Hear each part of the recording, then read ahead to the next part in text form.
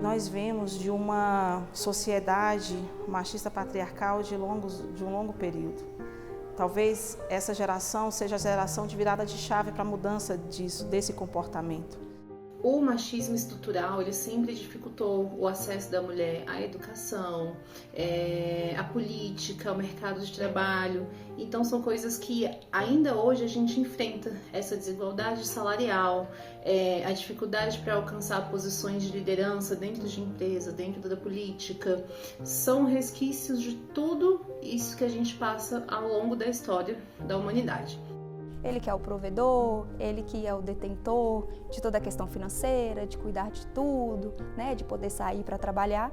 E a mulher, né, aquela implementação de que ela fica em casa, cuida dos filhos, cuida da casa, né? Nós não estamos falando que essa ideia seja errada, nós estamos falando da questão de privar a mulher, né, de não dar a oportunidade dela, para ela querer ser, né, querer alcançar, querer ser uma profissional. Se a gente fizer uma linha do tempo da luta das mulheres por equidade e respeito, são muitas conquistas, mas apesar dos avanços, ainda há muitos desafios para alcançar a igualdade de gênero. A nossa história feminina, ela é uma história marcada por lutas, por direitos básicos, como, por exemplo, o direito ao voto. O movimento sufragista, ele é um movimento muito importante que lutou por um direito básico, o direito ao voto da mulher, e vários outros direitos. O direito ao voto no Brasil só veio em 1932. Já em 1974, as mulheres conquistaram o direito de usar cartão de crédito. E isso mesmo, antes da lei era um direito exclusivo dos homens. 3 anos depois, outro avanço importante, a lei do divórcio.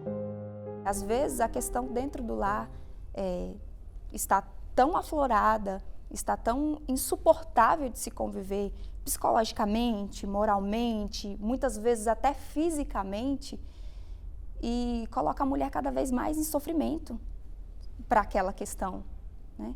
Então a gente vê um avanço de poder liberar a mulher daquele ambiente. 2 anos depois da lei do divórcio, as mulheres conquistaram o direito de jogar futebol. Antes, elas não podiam praticar esportes incompatíveis com as condições de sua natureza. Acredite, essa frase já foi inclusive manchete de um jornal. Pé de mulher não foi feito para se meter em chuteiras. Somente em 1988, a Constituição Federal reconheceu direitos iguais a homens e mulheres. Se você for parar para pensar, a mulher lá atrás, ela briga pelos mesmos direitos que o homem já tem. Ela só está querendo poder participar também. A mulher ela só está querendo poder ter voz também. A mulher só está querendo poder ser votada. A mulher só está querendo poder dar a opinião dela. Só está querendo poder contribuir para a sociedade de uma forma justa. Em 2006, uma das conquistas mais importantes para as mulheres, a Lei Maria da Penha, sancionada para combater a violência doméstica. Já em 2015, outro marco importante, a Lei do Feminicídio. Ela tornou a questão do assassinato da mulher um crime qualificado, né? Um crime hediondo. Para celebrar cada conquista ao longo da história, em março é comemorado o Dia Internacional da Mulher. A data é também mais uma forma de debater a luta por igualdade de gênero, violência e discriminação. Uma pesquisa feita em 80 países, mais ou menos 90% da população mundial tem algum preconceito relacionado ao gênero feminino. Então, a gente tem ainda uma luta muito grande para falar. Apesar do avanço na conquista de direitos e do protagonismo das mulheres, os desafios enfrentados ainda são grandes, como a violência e a desigualdade no mercado de trabalho. A luta feminina é para ter voz, reconhecimento, segurança e espaço justo. A gente busca mais reconhecimento, busca mais oportunidades. Por mais que a lei diga que nós temos direitos iguais, na prática não é assim. Eu acho que o maior desafio da mulher na sociedade atual é ser valorizada e poder ser aceita em qualquer nível, pessoal, comunitário, profissional, de igual para igual. Ceilândia, Distrito Federal. A 30 minutos da área central de Brasília, um espaço que transforma vidas por meio do acolhimento, capacitação, promoção e enfrentamento à violência. A casa foi inaugurada há 4 anos e é administrada pela Secretaria da Mulher. Um ponto de referência para milhares de mulheres que buscam algum tipo de ajuda, como apoio emocional ou orientação jurídica, por exemplo. Muitas, inclusive, são vítimas de violência. Existem mulheres que elas só vão ficar no acompanhamento psicossocial porque elas trabalham, têm a autonomia delas, têm a vida rotineira delas, com as crianças na escola e o trabalho em si, e elas precisam se fortalecer emocionalmente para poder sair e romper esse ciclo de violência. Esse é um. Outro, nós temos também aqui na casa a autonomia econômica, que é o ProMulher, onde faz cursos de capacitação, de qualificação e de empoderamento dessas mulheres para o mercado de trabalho. A capacitação profissional é uma ferramenta importante para mulheres vulneráveis conquistarem a independência financeira e sair do ciclo de violência. A coordenadora da casa explica que há muitas mulheres que não estão em situação de vulnerabilidade, mas procuram um espaço para crescimento profissional. Esse curso pode ser de planificação, pode ser de cuidador de idoso, vários outros. E aí ela vem se qualificar aqui na casa, buscando essa extensão de conhecimento. Além da capacitação, a casa oferece acompanhamento psicossocial, atendimentos de saúde, exames preventivos e o Dia da Beleza para dar um banho de autoestima. Aos 60 anos, Carmen decidiu empreender, mas antes fez o curso de manicure e pedicure. A gente tem realidades diferentes, mas somos todas iguais. Saí preparada, né, qualificada, já estou trabalhando na área, então eu só posso falar bem, né? É muito importante, porque mexe com a autoestima, com o valor que a pessoa se dá, né, que tem de si própria. Então, meu Deus, não posso falar bem. Capacitação, proteção e inclusão. Eu sou Daiane Cristine, sou pessoa com deficiência visual. Sou psicóloga e estou aqui. Daiane nasceu cega e conta que ser mulher com deficiência é ainda mais desafiador. Só o fato da gente ser mulher, a gente já tem essa fragilidade, né, emocional. E infelizmente a violência doméstica tem aumentado muito, né? E a mulher com deficiência visual é ainda mais vulnerável, né, por muitas limitações. E graças a Deus a Casa da Mulher tem se tornado assim um refúgio, né, para fortalecimento do autoestima, do autocuidado. Recentemente ela decidiu fazer o curso de defesa pessoal, uma experiência que vai muito além do preparo físico. Tem sido muito importante para o meu aprendizado, tem sido muito rico, né? São técnicas de defesa que fortalecem mesmo a autoestima, né? Fortalece o empoderamento feminino. E eu me sinto muito honrada de ter essa oportunidade de estar aqui, fazendo parte dessa inclusão social. Eu talvez não veja, mas as minhas filhas verão e viverão uma sociedade menos machista, com mais dignidade para a mulher e onde a gente vai ter o respeito verdadeiro por essas mulheres, é o que eu espero.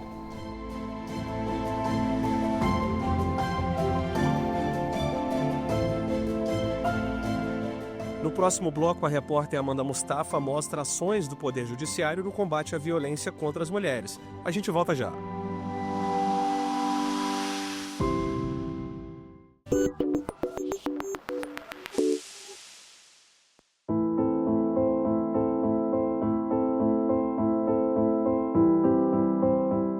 Era uma rotina.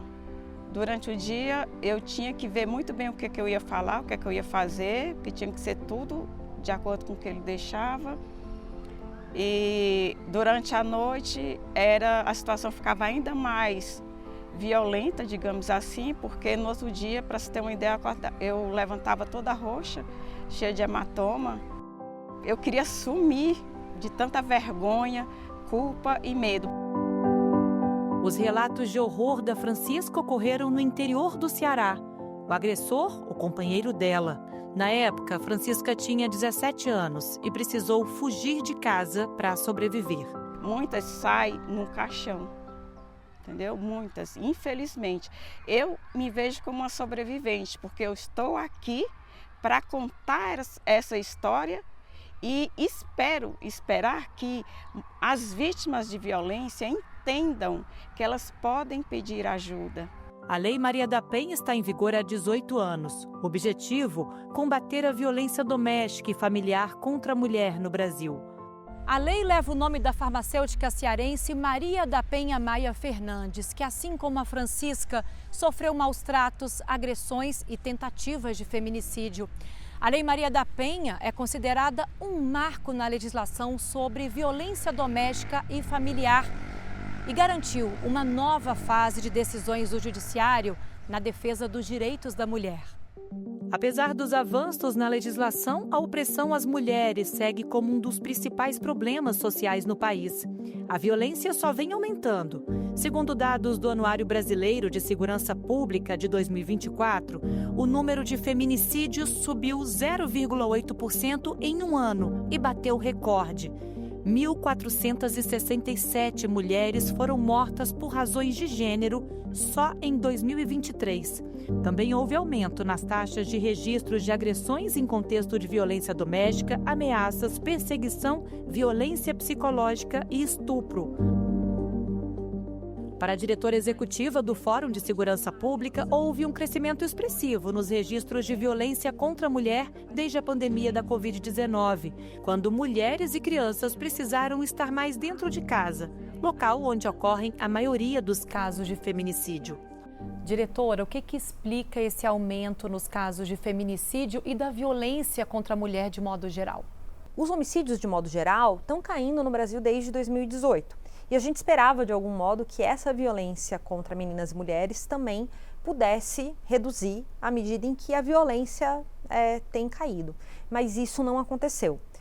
Existia ali, uma enorme preocupação durante a pandemia por conta do isolamento social, então muitas mulheres em situação de violência doméstica ficaram isoladas, confinadas com os agressores dentro de casa, mas a expectativa era, quando acabasse a pandemia, que esses números caíssem. E a impressão que a gente tem como mulher é que são políticas públicas também insuficientes para esse acolhimento? A atenção à mulher em situação de violência doméstica não tem se traduzido no orçamento. E sem orçamento, sem gente para fazer o atendimento na ponta, sem recursos financeiros para o acolhimento, sem uma rede que funcione para o atendimento dessas mulheres e muitas vezes de seus filhos, o resultado é que essa mulher ela não consegue acessar. Há mais de 20 anos, a carreira da promotora de justiça e ouvidora da mulher do Ministério Público da Paraíba, Dulcerita Alves, é marcada pelo combate à violência doméstica. A experiência deu origem a um livro em que ela propõe uma virada de chave. Destaca a importância da assistência qualificada à vítima e da credibilidade na palavra da mulher durante o processo penal. O segredo do livro é exatamente esse, mostrar como é que a mulher passa de vítima a protagonista. Ela precisa ser ouvida, ela precisa entender que ela não é um objeto do processo, e sim ela é um sujeito processual. Ela acredita que a mudança é importante diante da escalada de violência contra a mulher. Muitas vezes ela não se vê como vítima. Ela acha que aquilo ali é cuidado, é zelo, que aquele homem ciumento é zelo, que ele me ama, por isso que ele faz isso comigo, que ele me persegue, que ele me espera no trabalho, que ele me espera na universidade. Então é para isso que serve, é para a mulher se ver como vítima de um ciclo de violência. Ela precisa saber que ela é vítima para ela conseguir sair. É a mulher que foi atribuído o papel de cuidado. Então, essa imposição social dentro disso que é a estrutura da nossa sociedade, que é uma estrutura extremamente patriarcal, também está na construção subjetiva dessa mulher, que tem dificuldade de romper esse ciclo por conta dos filhos também, muitas vezes, porque ela quer romper o ciclo de violência, mas ela tem receio, por exemplo, como eu já ouvi de muitas mulheres na minha atuação profissional, de que ela quer cessar a violência, mas ela não quer que o pai do filho dela seja preso. Para a juíza ouvidora do Supremo Tribunal Federal, é preciso investir em capacitação para que todos os atores do sistema de justiça estejam preparados para o acolhimento às vítimas. Muitas vezes a gente vai ter que intervir, independentemente até de uma solicitação, no sentido, por exemplo, quando a gente tem uma situação de violência, que tem crianças envolvidas, né, que tem adolescentes envolvidos que precisam de uma proteção também, mas é importante respeitar a individualidade dessa mulher, fazendo com que nós sejamos para ela um ponto de segurança e não de violência. No STF, a Ouvidoria da Mulher foi criada em 2024 e funciona como um canal aberto para toda a sociedade de acolhimento, orientação e denúncias sobre igualdade de gênero, participação feminina e violência contra a mulher. O acesso ao serviço é feito através do site do Supremo ou por telefone.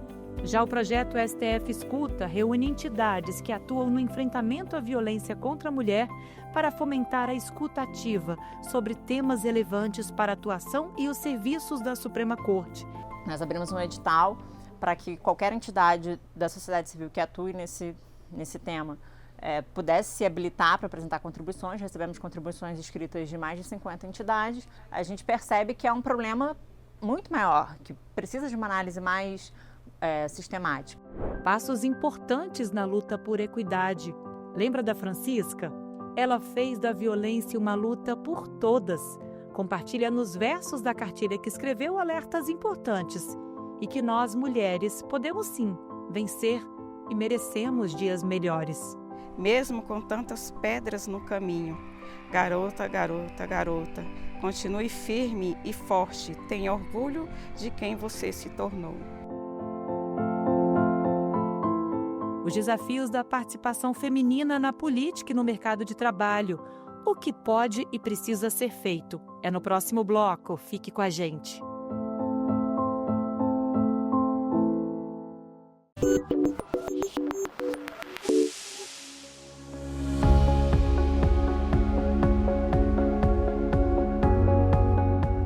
Em quase metade dos lares brasileiros são elas, as chefes de família. As informações do último censo demográfico mostram que, em 2022, mais de 72.500 unidades domésticas do país tinham mulheres como responsáveis. Uma mudança grande. Em 2010, o percentual de homens responsáveis por manter as contas de casa era bem maior que o de mulheres. Os pesquisadores observaram que o aumento no percentual de mulheres responsáveis por chefiar a casa ocorreu em diferentes estados, especialmente na região norte e nordeste, como em Pernambuco, no Maranhão e no Amapá. Agora, e no mercado de trabalho, como fica esse movimento para nós, mulheres? Ele é favorável para que a gente tenha mais participação e melhores salários? Infelizmente, não. As mulheres são maioria da população, mas somente pouco mais da metade está no mercado de trabalho no Brasil. São apenas 52% das mulheres negras e 54% das brancas. A diferença é grande para os homens. Entre eles, esse índice é de cerca de 75%. Além das dificuldades em conseguir emprego, as mulheres dedicam 10 horas a mais por semana a tarefas domésticas e de cuidado não remunerado do que os homens. Os números são da plataforma Retrato das Desigualdades de Gênero e Raça, do IPEA, o Instituto de Pesquisa Aplicada. Quando a gente pega o recorte em relação à sobrecarga pelo trabalho não remunerado, cuidado com a família, com os filhos, e também tem outros fatores que influenciam nesse aumento dessa taxa. Quando a gente pega uma situação de crise econômica, por exemplo, as mulheres elas são as primeiras a serem dispensadas e as últimas a serem recontratadas. Potencial é o que não falta.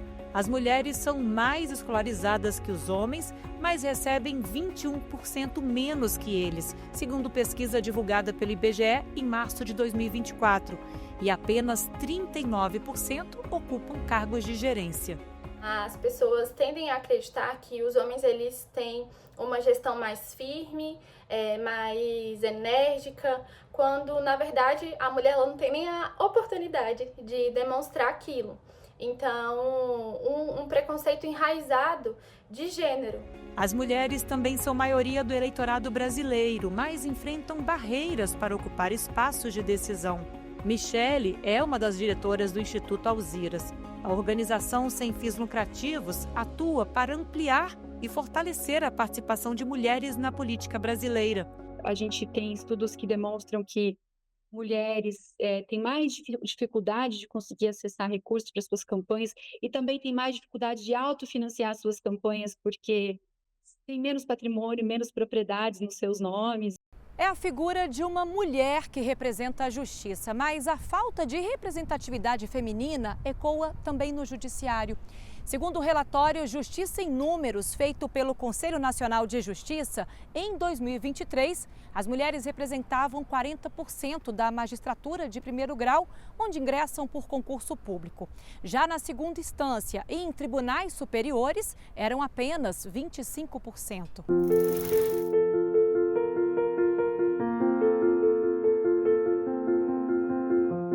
Uma realidade que a juíza Elisângela conhece bem. Ela entrou na magistratura aos 23 anos e preferiu adiar alguns planos da vida pessoal até ser promovida.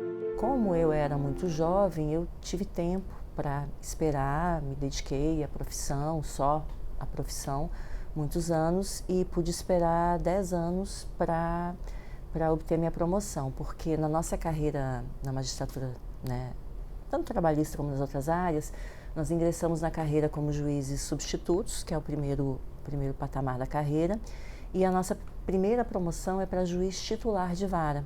Em 2024, o CNJ criou a política de alternância de gênero para a segunda instância do Judiciário, uma das iniciativas do Conselho para ampliar a participação feminina. Ela estabelece que nas promoções pelo critério do merecimento, as cortes devem utilizar de forma alternada uma lista exclusiva para mulheres, além da tradicional lista mista. Nos tribunais em que no segundo grau ainda não haja uma distribuição de gênero de pelo menos 40-60, né, que o ideal seria 50-50. Mas se não tiver atingido pelo menos 40-60, até que se atinja esse quantitativo, os concursos de promoção por merecimento devem ser realizados. Abre-se um concurso com listas em que haja homens e mulheres e listas somente com mulheres. Para quê? Para que se dê mais velocidade na promoção de mulheres e, com isso, uma maior participação de mulheres. A mulher, ela não chega aos postos, aos tribunais superiores, não é por falta de competência, por falta de capacidade, né? Mas realmente é por falta de oportunidade.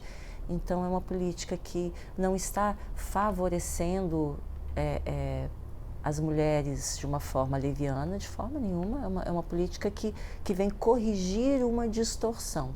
Como as políticas afirmativas, elas vêm para corrigir distorções históricas. Essa política instituída pelo CNJ, ela coloca a luz no fim do túnel, porque ela diz assim, se nós começarmos a atuar hoje, amanhã a gente vai ter a possibilidade, um amanhã não tão distante, né, a gente vai ter a possibilidade de um futuro melhor, com mais igualdade também dentro do judiciário. Única mulher entre os ministros do STF e presidente do Tribunal Superior Eleitoral, Carmen Lúcia falou sobre a baixa representatividade feminina no Judiciário e no Congresso Nacional. Foi durante o evento Mulher Presente, no TSE. Democracia se faz todo dia. No todo dia, nós, mulheres, somos violentadas nos nossos direitos, somos destratadas nos nossos valores e, portanto, não é verdade que o Brasil tenha um país em que a igualdade prevalece entre homens e mulheres, e basta ver no que acontece no próprio Poder Judiciário, em que há uma grande diferença de presença de mulheres, como há no Parlamento brasileiro, uma grande diferença, como há nas tarefas cotidianas.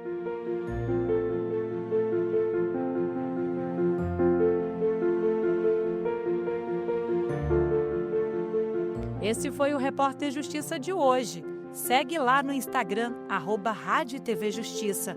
No YouTube, o canal é o mesmo. Tem sugestão de reportagem? Então, manda pra gente.